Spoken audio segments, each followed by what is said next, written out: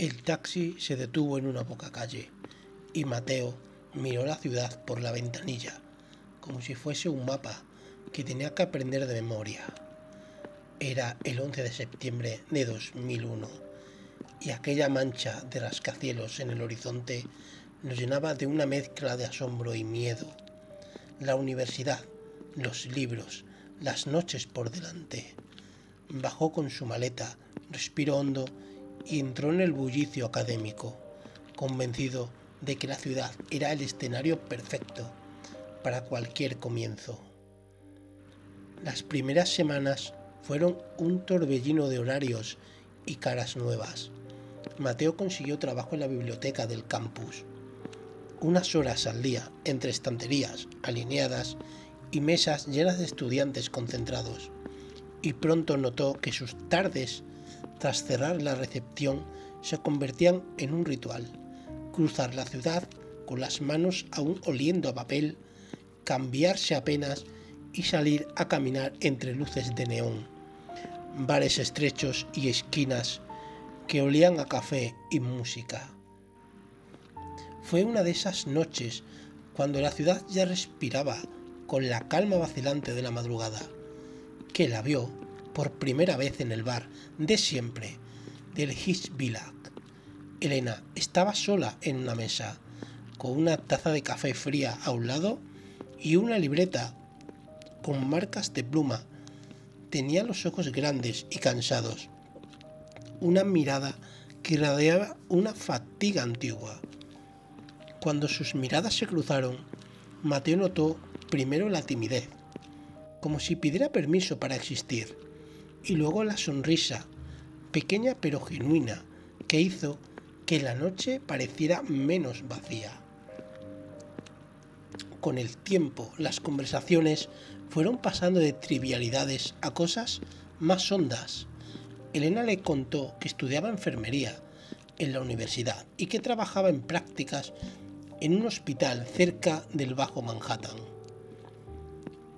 Habló claro y con un tono de voz contenido, como si guardase algo detrás de cada frase. No fue hasta las semanas después, en un banco junto al río Hudson, cuando abrió la puerta del todo. Ese día dijo en voz baja: fui al hospital temprano. No voy a decir que lo vi todo, pero la enfermería se transformó en un lugar que alguien había empujado al límite. Era gente agotada, pacientes que llegaban sin tiempo para entender qué había pasado. Muchos no volvían a casa esa noche. Se sintió interminable. Mateo la escuchó con la boca seca. Aquella confesión no tenía la espectacularidad de las noticias. No había cámaras ni titulares. Era la cruda persistencia de quien había estado en el ojo de la tormenta y había traído la tormenta dentro de sí. Con el paso de los meses, la Elena que Mateo conoció entre turnos de biblioteca y salidas nocturnas empezó a mostrar grietas que la joven no siempre podía disimular. Había noches en las que ella reía, abría las manos y hablaba con pasión de cómo quería ser enfermera de planta, ayudar a la gente a encontrar su camino de regreso. Otras caminaba por la ciudad, como si las aceras le devolvieran figuras en sombras. Se sobresaltaba con sirenas a lo lejos y evitaba multitudes con movimientos calculados. La depresión no llegó de golpe, fue una marea que bajó y subió al principio. Elena atribuyó su cansancio a las prácticas, al ritmo del hospital, a la falta de sueño. Pero los recuerdos se quedaron pegados, la sala repleta, los rostros, el olor a la limpieza mezclado con algo más difícil de nombrar. A menudo confesaba a Mateo que sentía culpa por haber sobrevivido cuando otros no habían tenido esa suerte. La culpabilidad del superviviente la llamaba su terapeuta en las sesiones que ella había empezado a tomar a regañadientes. Mateo, que al principio no entendía del todo, aprendió a estar presente, callar cuando era necesario, sostener una mano, traerle sopa fría a medianoche, acompañarla a consultas, señalar las pequeñas victorias que ella no lograba ver. El hospital del que Elena hablaba fue un lugar de héroes fatigados y decisiones tomadas al borde del colapso. Allí aprendió a la fuerza lo fino que es el alambre entre ayudar y desmoronarse. Al volver de ciertas guardias, su voz se hacía diminuta. A veces volvía a la universidad con la mirada perdida y se quedaba en el aula, conteniendo lágrimas hasta que las luces se apagaban. Con la depresión vinieron el retraimiento, los días sin salir de casa y la dificultad para seguir el ritmo de las clases. Dejó de apuntarse a salidas nocturnas por semanas. Mateo vio cómo la energía que la había impulsado a estudiar enfermería se convertía en un peso. La relación entre ellos se tensó y se fortaleció a la vez. Mateo no pretendía ser terapeuta, sin embargo, su presencia constante, las pequeñas cosas, un correo que decía «estoy aquí», una cena preparada sin preguntas, se convirtieron en anclas. Hubo discusiones. Él quería sacarla de casa, la empujaba a hablar. Ella se cerraba, acusándolo de no comprender la profundidad del dolor. Con el tiempo aprendieron a negociar los tiempos. Noches en las que Elena tenía permiso para hundirse y otras en las que le pedía que la acompañara a caminar hasta el puente de Brooklyn para mirar el agua y no pensar en nada en particular. El camino hacia la recuperación tuvo pasos pequeños y retrocesos notorios. Elena empezó terapia regular y con ayuda profesional fue aprendiendo técnicas para contener los ataques de pánicos, para nombrar los pensamientos intrusivos y devolverles su lugar. Empezó a dormir mejor cuando la rutina la sostuvo. En la escuela sus profesores la apoyaron con flexibilidad, tareas entregadas a plazos distintos, prácticas adaptadas, y eso le devolvió la confianza para retomar su vocación. Pero los fantasmas no desaparecieron. Había días en que las sirenas de una ambulancia le congelaban la respiración. Otras, las fechas conmemorativas, se clavaban como agujas. Lo que salvó muchas noches fue la honestidad. Elena contó a Mateo no para causar lástima, sino para compartir la carga.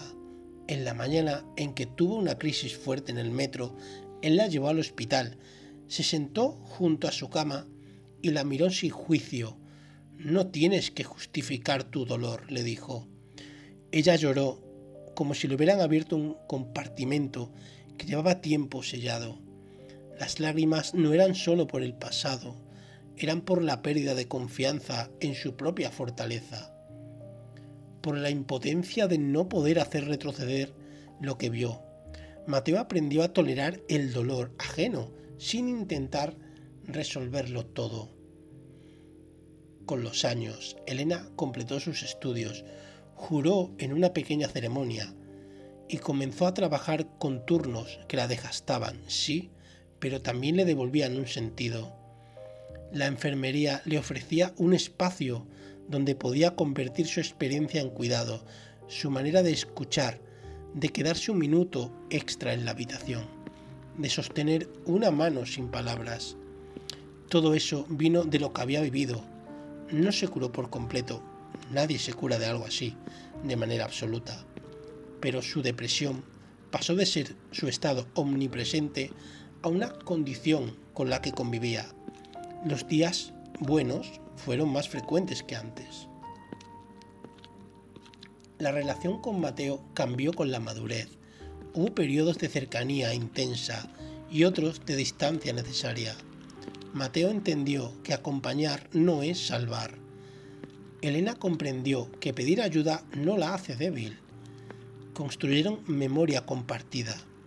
Los cafés que atravesaron la madrugada, las estaciones de metro en las que se prometieron paciencia, los aniversarios que con cuidado decidían cómo recordar. La ciudad, que en un principio fue el escenario de su llegada triunfal. Se convirtió en un testigo que guardaba todas las capas de su historia. En una tarde de otoño, años después, caminando por la orilla del East River, Mateo y Elena se detuvieron a mirar el agua.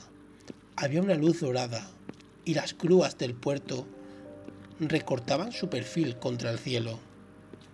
Elena tomó la mano de Mateo y la apretó con firmeza. No pronunció grandes discursos, no hacía falta. Había aprendido, y él también, que la vida no se recompone como un edificio construido desde la base. Se recompone con piezas irregulares, con reparaciones visibles, con grietas que siguen contando lo que ocurrió.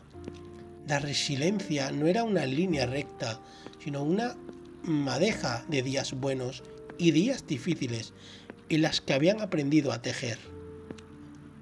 La historia no termina con una gran catarsis ni con un milagro final. Termina con el sonido de dos pasos que siguen caminando por la ciudad, con la certeza de que algunas heridas nunca desaparecen del todo, pero que se puede aprender a andar con ellas. Mateo y Elena no olvidaron aquel día de septiembre, lo llevaron como un tatuaje en la memoria, no para exhibirlo, sino para recordar lo frágil y a la vez valioso que es el gesto humano de sostener a otro cuando las luces se apagan.